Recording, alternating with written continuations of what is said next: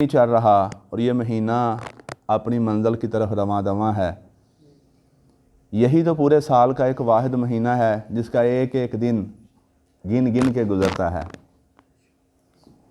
اور ہر روز پہلے کی نسبت زیادہ خدا کی رحمتوں کا نزول ہوتا ہے۔ اس کی ایک وجہ ہمارے نیک عمل ہیں۔ دیکھیں نا، پورے سال میں اس قدر زیادہ ہم نے عبادت کی تھی، اس قدر زیادہ ہمارے دل موم ہوئے تھے، ہمارے دلوں کے اندر اتنی رقت اور نرمی پیدا ہوئی تھی؟ نہیں۔ یہ بھی ایک اس مہینے کی برکت ہے کہ ہمارے دلوں کے اندر عاجزی آ جاتی ہے، مسکینی آ جاتی ہے، اور پھر فرما برداری پیدا ہو جاتی ہے، پھر نرمی پیدا ہو جاتی ہے۔ اپنوں کے لیے، بیگانوں کے لیے، سب کے لیے، بچوں کے لیے، دشمنوں کے لیے، سب کے لیے ہمارے دل کے اندر رقت اور نرمی پیدا ہو جاتی ہے۔ یہ بھی اس مہینے کی ایک برکت ہے۔ لیکن اللہ تبارک تعالیٰ نے بہت سارے احکامات کے ساتھ یہاں پر ایک اور حکم دیا۔ وہ کون سا حکم ہے؟ ایک حکم تو تھا نا کہ روزے رکھنے ہیں، الحمدللہ ہم روزے رکھ رہے ہیں۔ پھر فرمایا کہ من قام رمضان ایمانا واحتسابا غفر لہ ما تقدم من ذنبہ، کہ روزے رکھے پھر بھی بخشش، قیام کیا یعنی رات کی نماز پڑھی، عشاء کے ساتھ تراویح، فرمایا پھر بھی بخشش۔ لیکن ایک حکم اور ہے، وہ حکم بھی اس مہینے کا خاص حکم ہے، ہم میں سے ہر ایک علم میں ہونا چاہیے، سستی نہیں کرنی چاہیے۔ جہاں تک بھی آپ کو اللہ اور اللہ کے پیارے محبوب کے احکامات کا پتہ چلتا جائے، ان کے اوپر عمل کرتے جائیں۔ بعض ہمارے ایسے بھی بھائی ہیں جو اس لیے اللہ اور اس کے محبوب کے حکم کا پتہ نہیں لگاتے کہ اگر پتہ لگ گیا تو پھر اس کے اوپر عمل کرنا پڑے گا، وہ سننا ہی نہیں چاہتے۔ میں نے کئی ایسے نوجوان دیکھے ہیں جو اس لیے مسئلہ نہیں پوچھتے، اگر پوچھ لیا تو پھر اس کے اوپر عمل کرنا پڑے گا، اور یہ بھی گناہ ہے۔ یہ گناہ ہے کہ جان بوجھ کر آپ نے مسئلہ نہیں پوچھا تاکہ آپ کے علم میں آ گیا تو پھر آپ کو عمل کرنا پڑے گا۔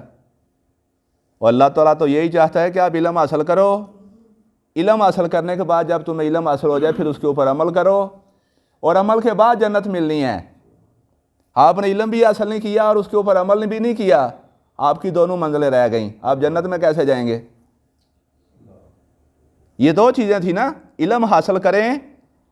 یہاں علم سے مراد وہ علم نہیں ہے جو سکول اور کالج میں حاصل کیا جاتا ہے یا کسی مدرسے میں بیٹھ کر پوری درس نظامی کی جاتی ہے۔ علم سے مراد ہے بس کوئی مسئلہ پوچھ لیں۔ وہ مسئلہ ہر بندہ پوچھ سکتا ہے، جو چٹا ان پڑھ ہے وہ بھی پوچھ سکتا ہے، جو کاروبار کرتا ہے، ڈیرے پر سارا دن گزر جاتا ہے، وہ بھی علم حاصل کر سکتا ہے۔ آ کر مسئلہ پوچھ لے، جی یہ میرے لیے کیا حکم ہے؟ جب آپ کو پتہ چل جائے تو پھر سچے دل کے ساتھ اس کے اوپر عمل کرنا شروع کر دے۔ ہو سکتا ہے پڑھے لکھے جنت کے دروازے پر روک دیے جائیں، ایک ڈیرے پر کام کرنے والا چٹا ان پڑھ سیدھا جنت میں چلا جائے، کیونکہ اس کے دل میں شوق تھا کہ مجھے مسئلے کا پتہ چل جائے پھر میں اس کے اوپر عمل کروں گا۔ اے اللہ، میں سکول نہیں پڑھا، میں مدرسے میں نہیں پڑھا، میں مسجد میں جا کر قرآن بھی نہیں پڑھ سکا، لیکن اے اللہ میرے دل میں شوق ہے، مجھے مسئلے کا پتہ چل جائے نا ایک مرتبہ تو میں پھر اس کے اوپر ضرور عمل کروں گا۔ اس کے دل کا یہ شوق دیکھ کر اللہ اس کو اس مسئلے کا علم بھی دے گا اور اس کے اوپر عمل کرنے کی طاقت بھی دے گا۔ اب وہ علم کیا ہے سن لیجیے۔ فرمایا انفقوا مما رزقناکم، ہمارے دیے ہوئے رزق میں سے اللہ کی راہ میں خرچ کرو۔ کب تک؟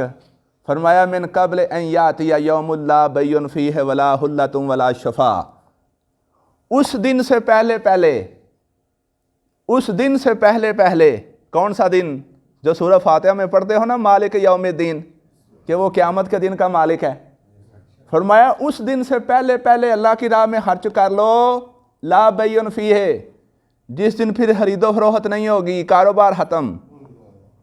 آج جن کے اربوں کے کاروبار ہے نا، اربوں کے، اور وہ کامیاب جا رہے ہیں، بہت سارے لوگوں سے سننے میں آ رہا ہے کہ کروڑوں والے بھی خسارے اور نقصان میں جا رہے ہیں کہ ملک کے یعنی حالات اس قدر ہیں۔ جن کا کروڑوں کا یعنی کاروبار تھا وہ بھی ٹھپ ہو رہا ہے یا ڈاؤن ہو رہا ہے، مہنگائی اس قدر ہے۔ میں ان کی بات کر رہا ہوں جن کا کاروبار ہے اربوں کا اور کامیابی کی طرف رواں دواں ہے۔ اللہ فرماتا ہے لا بیع فیہ، لیکن ایک دن آئے گا یہ بھی ختم، نہ کوئی خریدنے والا ہوگا نہ کوئی بیچنے والا ہوگا۔ اس دن کاروبار ساری دنیا کے ختم، صرف پاکستان کے نہیں۔ جو آج سمجھتے ہیں نا صفحے اول کے سر فہرست وہ ترقی یافتہ ملک ہیں، امریکہ ہے، انگلینڈ ہے، یا فرانس ہے، یا اسپین ہے، یا جس طرح جاپان ٹیکنیکل میں جا رہا ہے، یا چائنا ہے، سب کچھ ختم۔ اور اس کے علاوہ ولا اللہ، دوستیاں بھی ختم، یارانے ختم، تعلقات ختم، افراتفری کا عالم ہوگا۔ اور اس کے ساتھ ولا شفاء، سفارش نہیں چلے گی۔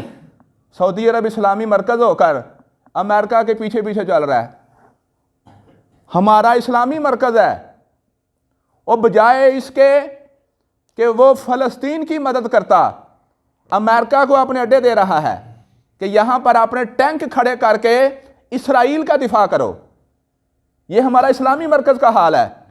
اس کا مطلب یہ ہے کہ سعودی عرب اسلامی ملک ہو کر امریکہ کی شفاعت، سفارش اور امداد چاہتا ہے۔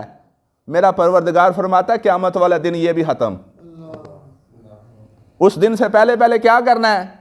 انفقوا مما رزقناکم، تم چاہے غریب ہو میری راہ میں خرچ کرو، تمہیں میری رحمت حاصل ہو جائے گی، اور تمہارے لیے بخشش کا پروانہ ہے۔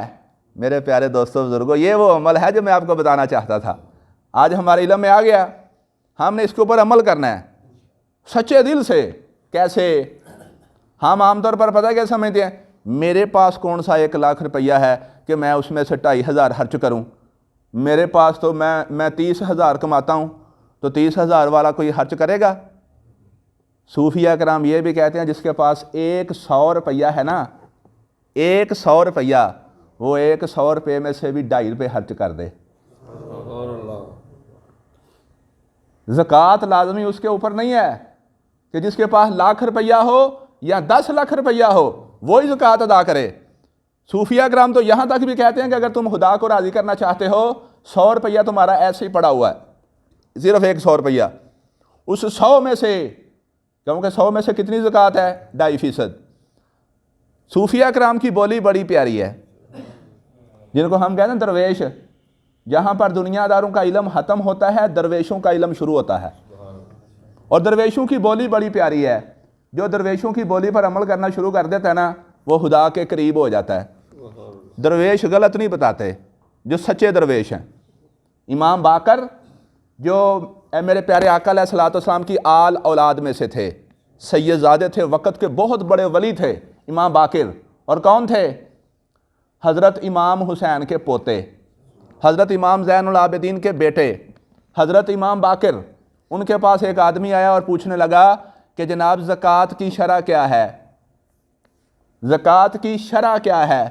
ویسے تو مولویوں سے سن رکھا تھا، لیکن آج ایک اللہ والا سے سننے لگے، انہوں نے مسئلہ ہی بڑا عجیب سا بتا دیا، لیکن اس رنگ میں بتایا کہ جو عمل کرے گا وہ خدا کے قریب ہو جائے گا۔ پوچھا جی ذرا مجھے بتا دیں کہ زکوٰۃ کی شرح کیا ہے؟ آپ نے بتایا عام آدمی کے لیے 100 میں سے 2.5 اللہ کی راہ میں خرچ کرے، 97.5 اپنے پاس رکھے، اور جو درویش ہے اس کے لیے کہ وہ 2.5 اپنے پاس رکھے، 97.5 اللہ کی راہ میں خرچ کر دے۔ ہے کسی کا اتنا جگرا؟ یہاں تو جگرے کی بات ہے بھائی۔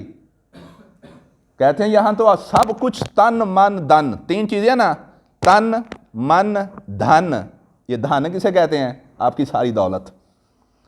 یہاں تو اللہ کی راہ میں سب کچھ لٹانے کا جذبہ پیدا کرنا پڑتا ہے۔ یہاں اپنے آپ کو پالنا نہیں پڑتا، اپنے آپ کو مارنا پڑتا ہے۔ اس لیے صوفیہ کرام کی ایک بولی ہے، موتو قبل ان تموتو، مرنے سے پہلے مر جاؤ۔ مرنے سے پہلے کس طرح مرتے ہیں؟ وہ مرنا موت والا نہیں ہے، وہ مرنا یہ ہے کہ سب کچھ اللہ اور اس کے پیارے محبوب کی محبت میں قربان کر دو۔ یہ موت تمہیں مرنے نہیں دے گی، یہ موت تمہیں ہمیشہ کے لیے زندہ کر دے گی۔ اس کو کہتے ہیں موتو قبل ان تموتو۔ تو میں بتا رہا تھا آج اسی حکم کے مطابق ہم نے کیا کرنا ہے، جن کی زکوٰۃ تھی وہ زکوٰۃ ادا کر دیں، اور اس کے ساتھ صدقہ فطرانہ اپنا ادا کر دیں۔ فطرانہ کتنا بنتا ہے؟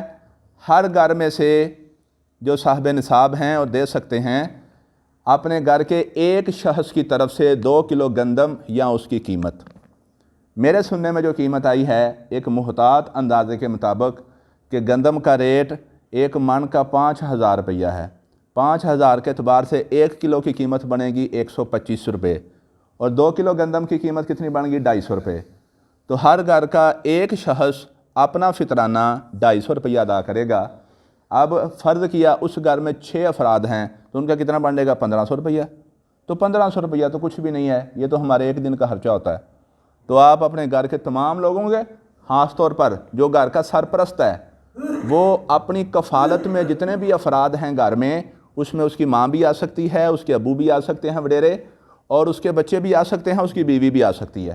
اور ایک دن کا بچہ جو بچہ آج پیدا ہوا ہے اس کا فطرانہ ادا کرنا بھی واجب ہے. تو لہٰذا ایک شخص کا فطرانہ کتنا بنے گا تقریباً 250. ویسے میں نے سوشل میڈیا کے اوپر تقریباً 320 کا حصہ بھی بتایا جا رہا ہے, لیکن وہ کراچی سے آیا ہوا ہے کیونکہ ادھر گندم کا ریٹ اور بھی ہو سکتا ہے, اس لیے ہو سکتا ہے وہاں پر انہوں نے اس علاقے کے مطابق ریٹ بتایا ہو. ہمارے علاقے کے مطابق جو ریٹ تھا اس کے مطابق میں نے بتا دیا کہ 250 روپیہ کم از کم ہر بنتا ہے. اس سے زیادہ کوئی اپنی خوشی کے ساتھ دینا چاہے تو اس کی مرضی ہے. اللہ تعالی ہم سب کو عمل کرنے کی توفیق